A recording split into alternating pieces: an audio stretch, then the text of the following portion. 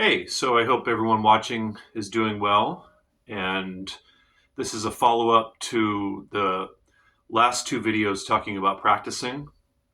And I think after this one, I'm going to go ahead and do a fourth video summarizing everything in kind of a bullet point way. And in this one, I wanted to highlight two main aspects of becoming better as musicians through practicing. And one of them I'm going to address is the title of the video. And the other one that I'd like to start with is this idea of having some things staying the same in our practicing and other things changing. So things that can be malleable. And I've been a musician and artist for almost 30 years. It'll be 30 years in June. And it was a little while ago, I was kind of estimating about how many hours I've put in as a practicer, and I came up with about 45,000 hours. And I need to do an update on that. I have it in my head because it's going to be 30 years in June. That it would be cool if it ends up being, roughly 50,000 hours at that point. So we'll see. I need to do some calculating, but that doesn't include performing and teaching, or the recording and rehearsing I've done with bands. So that is specifically just with the practicing. So for whatever it's worth, I'm coming from somebody that has put in a lot of hours with practicing. And I got to say, the couple things that are always things that I'm working on. One of them being time, working on my time. So practicing with a metronome or by myself, trying to have my own time. That's important too. But most of, if not all of my favorite musicians highlight that aspect as being a fundamental skill as a musician to have, because rhythm is the most important element of music. I think that it's really good to be working on our time regularly. So I practice with the metronome every day, and so I think that's really important. And another one is tonalities. You could call them scales. You could call them formulas. I call them tonalities, a concoction of functions. So for instance, everybody's familiar with the A minor pentatonic scale. That's a 5-note tonality. And tonalities give us an overview of what's available melodically and harmonically in a given tonality, or you could say key. So that's pretty fundamental. Now, I want to say, part of this, like in yesterday's video, is personalizing the stuff. So for instance, if you're someone that's interested in playing free jazz, then tonalities, playing in specific keys, and playing with good time is not a fundamental part of that music. While you could practice those things and still play free jazz, it's really not fundamental to the music. So again, we have to personalize this stuff. So I'm just sharing with you fundamental aspects of being a musician that I think are important to continue to work on. And these are things that all of my favorite musicians and the musicians that I've studied with, some of whom are my heroes, value these things and still practice these things. So yeah, take that for what it's worth. But and probably the most important thing that I'm always working on, and this I think applies to all musicians, no matter what style, no matter what skill level, doesn't matter.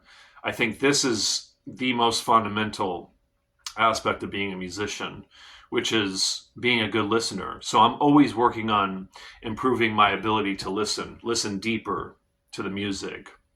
And as an improviser, that's where the music is coming from, is our listening. But it's true even if we're playing compositional material. We want to listen very closely to the music as we're playing it, so that we have that connection to it, so that we're in control of the music with our ears. So that's something I'm always working on, and I will always be working on, you know. So there's 3 things right there that I'm regularly working on that I think most musicians can benefit by continually to work on those things. Now, some other things can be more malleable and can change over time.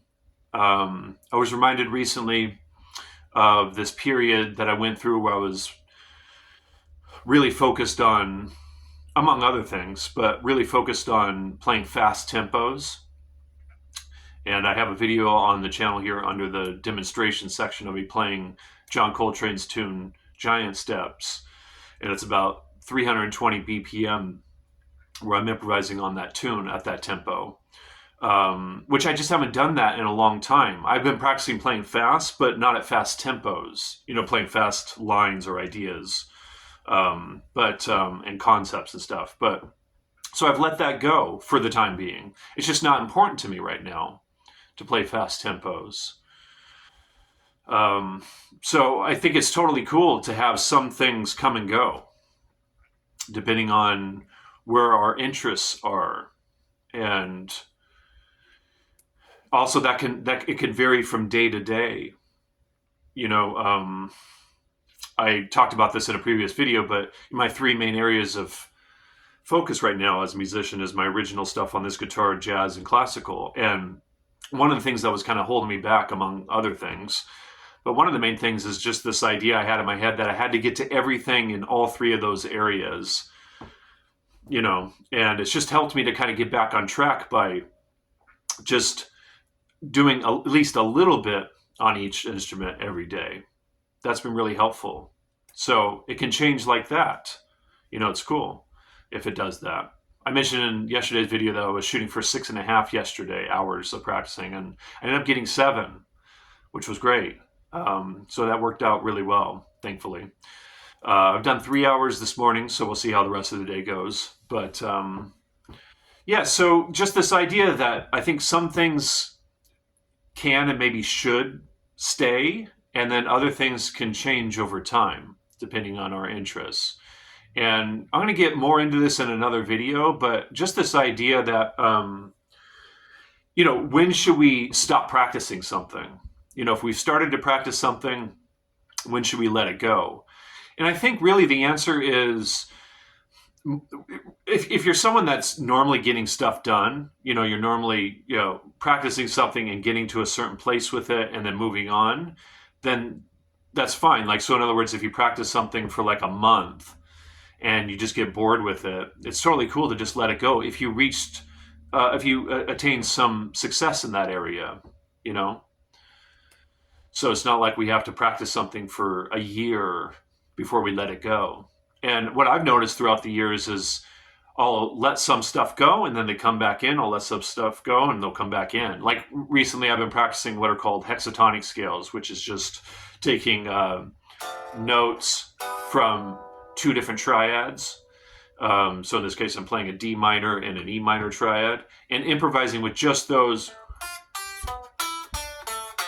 2 triads, just the notes from those 2 triads, which is a 6-note tonality, which you could call a hexatonic scale. A pentatonic scale being a 5-note scale, so 6 being hexatonic. And I've practiced that in the past, and I've just been practicing it again for like the last month or so over static harmony on my jazz guitar. And, I'm just going to practice that concept, different types of triads over different types of harmonies and stuff, improvising with it, getting loose with it, for however long I feel like it, basically. And I have made some progress with it, so I'm just going to keep doing it until I get bored with it, basically. All right, so addressing the title of the video. So limitation or restriction equals expansion. So limiting ourselves in our practicing is really, really important. There's so many ways to talk about this, but it's huge. So for instance, obviously the guitar itself, so I have 22 frets, 6 strings, that's a limitation, right? But more generally for all instruments, at least in the West, we're dealing with the 12-note chromatic scale, so 12 notes. So we're not dealing with the semitones, right? So that's in a sense a restriction or a limitation. So we can kind of get in there even more and start defining things by, I talked about the minor pentatonic scale, so let's use that as an example. How about G minor pentatonic? That's a 5-note subset of the 12-note chromatic scale. So think about all the great music that wouldn't have happened if musicians were just allowing themselves to use all 12 notes all the time. Everything from, I don't know, what's a good example? What is that?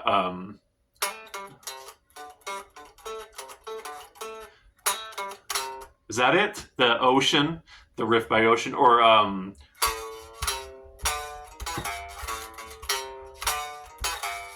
Heartbreaker by Led Zeppelin? They're using the blues scale, which is a 6-note tonality. So, you know, they're creating within a limitation, even if they're not thinking to themselves, okay, I'm going to create this limitation here and then make some music with it. They're just naturally using a tonality that they're used to and then creating from there. But it is a limitation. So in our practicing, it's really good to limit ourselves in all sorts of ways. The tempo, the tonality, an area on the guitar, or a chord progression is a limitation. So the more limitations you kind of pile on yourself, the more it forces you to deal with things, various aspects of music, and they exercise your musicianship. So, playing with a metronome is exercising your ability to play in time, restricting yourself to 4 frets in the A flat,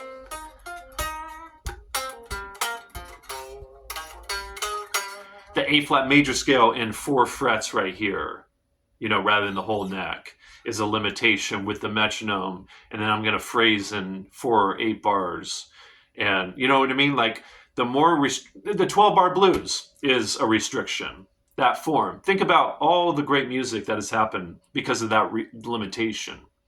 So, yeah, so many ways to talk about this, but I wanted to highlight that element. It's huge for those of us that are practitioners of music to limit ourselves. And especially, it seems to me, the more you get into being someone that's trying to be creative as an improviser, practicing improvising, restrictions can be very, very helpful. And I've talked about this in other videos that you can check out in my guitar lessons section on the channel here, but I'll get more into this stuff over time for sure. So yeah, the next video I make will probably be a summation of this one and the last 2. And yeah, I hope this has been helpful for you guys. Thanks for watching.